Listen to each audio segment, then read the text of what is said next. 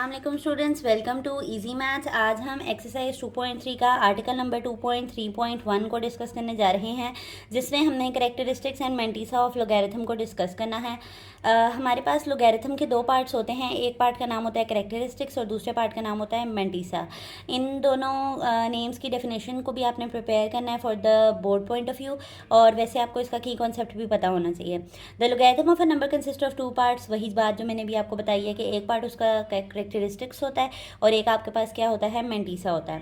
Characteristics की बात करें तो integral part of the logarithm, हमारे पास क्या चीज़, इंटेग्रल पार्ट ऑफ लोगैरिथम जो है वो हमारे पास क्या कहलाता है, कैरेक्टरिस्टिक्स कहलाता है। देख लेते हैं कैसे ये फाइंड किया जाता है।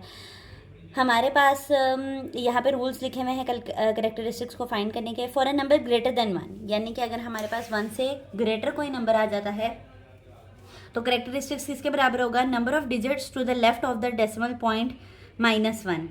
यानी कि आपके पास यहाँ पर अगर मैं आपको ये इसके मुताबिक ना समझाऊँ, अगर मैं आपको सिंपली एक छोटा सा कॉन्सेप्ट बताऊँ, हमने क्या सीखा था साइंटिफिक नोटेशन के अंदर। हमने ये सीखा था कि जब हमारे पास कोई नंबर होता है, यानी कि ये 5 6 7 लिखा हुआ है और मुझे इसमें साइंटिफिक नोटेशन में लेकर जाना है, तो साइंटिफिक नोटेशन का जो कॉन्सेप्ट था वो हमने ये पढ़ा था कि डेसिमल जो है वो जो सही उसकी प्लेस है डेसिमल के आने की, वो है एक नंबर से पहले आना चाहिए हमारे पास।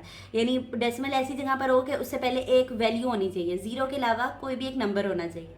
ठीक है, तो यानी कि अब अगर इसका डेसिमल बाय डिफॉल्ट यहाँ मौजूद है और मुझे जंप करके यहाँ आना है, तो मुझे कितनी प्लेसेस जंप करनी पड़ रही हैं इसको सही वाली साइंटिफिक नोटेशन में लेकर जाने के लिए, मुझे 2 प्लेसेस जंप करनी पड़ रही हैं। तो द नंबर ऑफ जंप्स जो है ना वो आपके पास किसके बराबर होती हैं, कैरेक्टरिस्टिक्स के बराबर होती हैं। ये बात आई है आपको समझ में कि जितनी वैल्यू को आपको सही जगह पर डेसिमल को, यानी कि जो प्रॉपर एक मेथड होता है साइंटिफिक नोटेशन का, सही जगह लेकर आने का डेसिमल को, उस मेथड को फॉलो करते हुए आपके पास क्या निकल आता है, कैरेक्टरिस्टिक्स निकल आता है।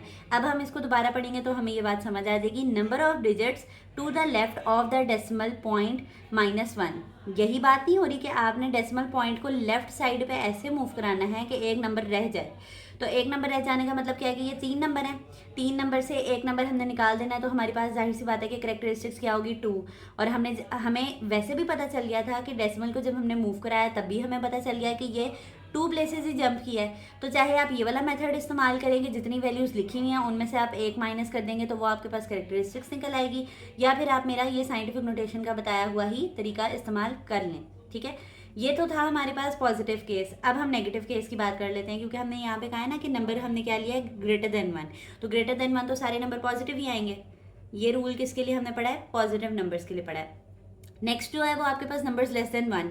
नंबर लेस देन 1 का मतलब है कि हमारे पास 2 केसेस हो सकते हैं, या तो कोई नंबर वो 0 होगा, या फिर वो कौन से नंबर होंगे, नेगेटिव नंबर होंगे, क्योंकि 1 से छोटा 0 भी आता है और नेगेटिव नंबर्स भी आते हैं। तो करेक्टरिस्टिक्स क्या कह रहा है, वो minus number of the zeros between the decimal point and the first non zero digit का +1 करना है। देखें कितनी मुश्किल उसने बात की है। यहाँ पर भी वैसे अगर मैं आपको बताऊँ कि आप अपना साइंटिफिक नोटेशन का ही रूल अप्लाई करेंगे तो भी ये निकल आएगा। यानी कि आप देखें कि मुझे ये डेसिमल यहाँ लिखा हुआ है, अगर मैं यहाँ लिख लूँ आपके लिए इसको 0.0123, इसे रूल के मुताबिक इस डेसिमल को कहाँ होना चाहिए, 1 और 2 के दरमियान होना चाहिए, क्योंकि हमने कहा है कि डेसिमल ऐसी जगह लाएं जिससे पहले एक नंबर हो जो कि 0 ना हो। 0 के अलावा कोई भी नंबर हो सकता है।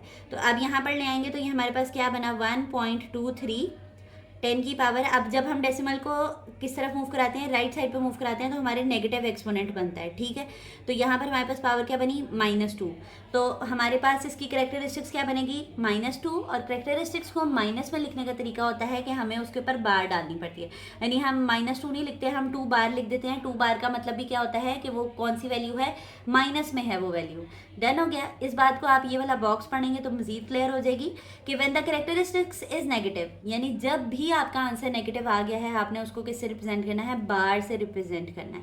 ठीक है, वैसे हम इनका मेथड भी देख लेते हैं कि इन्होंने किस तरह से निकाला है कि number of zeros between the decimal point, decimal point के दरमियान में कितने जीरो हैं, एक जीरो है। ठीक है, and the first non zero digit, non zero digit यानी ऐसा नंबर, यहाँ पर पहला नंबर कौन सा है जो कि जीरो नहीं है, यानी नॉन जीरो का मतलब यही है ना कि वो जीरो नहीं होना चाहिए।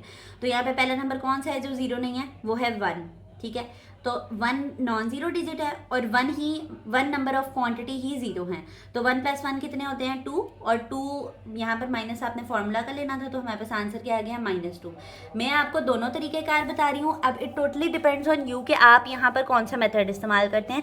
जो मैं आपको क्वेश्चन में अप्लाई करवाऊँगी वो मैं आपको साइंटिफिक नोटेशन वाला मेथड ही अप्लाई करवाऊँगी, क्योंकि उससे बहुत ईजीली हमारे पास वैल्यू निकल आती है।